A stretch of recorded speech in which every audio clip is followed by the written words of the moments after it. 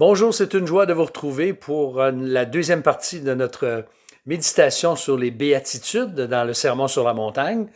Nous avons vu lors de la première partie, nous avons lu le texte dans Matthieu chapitre 5 et aujourd'hui on va regarder la première béatitude, mais juste avant, quelques précisions qui vont nous aider. Les béatitudes, ça vient du mot heureux, qui revient 9 fois. Jésus dit heureux, les pauvres en esprit, heureux, ceux qui sont persécutés, etc.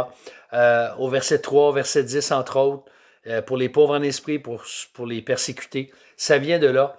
C'est le royaume des cieux qui les attend. Donc, le royaume des cieux, c'est un thème très important dans l'évangile de Matthieu. Il est inclusif des 8 ou 9 béatitudes selon la division qu'on fait du texte. Et le mot heureux veut justement dire béni, mais de quelle bénédiction s'agit-il? Le mot heureux en français a un sens très large, mais dans l'Évangile, être béni, être heureux, ça veut dire être béni de Dieu parce que nous avons justement la bénédiction de Dieu, sa faveur. Nous sommes l'objet de sa grâce et de sa bonté. Alors, les promesses que nous retrouvons dans les béatitudes, je vous rappelle que les béatitudes ne nous ont pas été données comme des conditions pour entrer dans le royaume des cieux, mais c'est la description de caractéristiques de ceux qui font partie du royaume des cieux. Donc, elles ne nous disent pas comment quelqu'un devient chrétien, mais elles décrivent en fait les fils et les filles du royaume.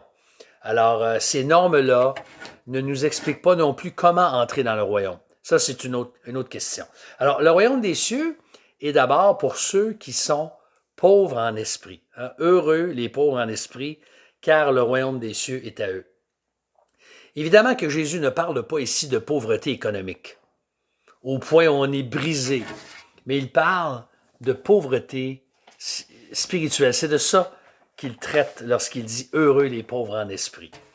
Ça ne veut pas dire non plus ceux qui ont un handicap intellectuel, ça n'a rien à voir.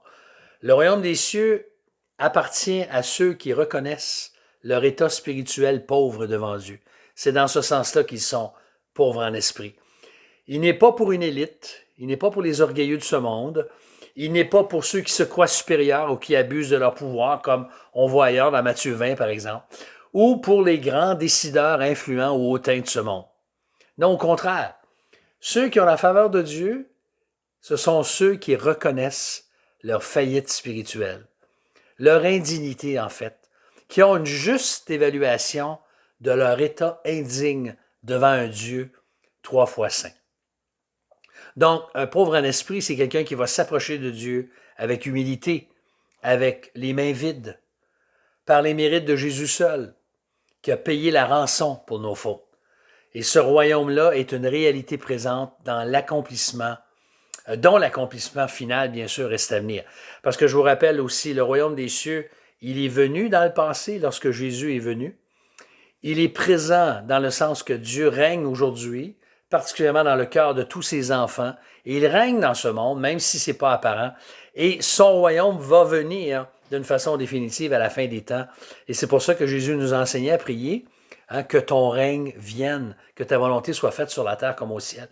Donc on prie que ton règne vienne, que Jésus revienne, qu'il vienne établir son règne et son royaume d'une façon définitive et totale, sans qu'il n'y ait plus aucun doute.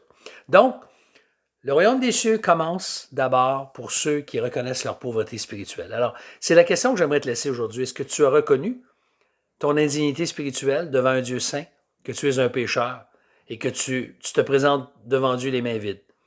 Le royaume des cieux est pour ceux qui sont pauvres en esprit. Alors que Dieu puisse nous encourager, nous fortifier et nous bénir dans cette béatitude. À la prochaine, on va regarder la deuxième béatitude, ceux qui pleurent. Je vous souhaite une bonne fin de journée. Que Dieu vous bénisse. À bientôt.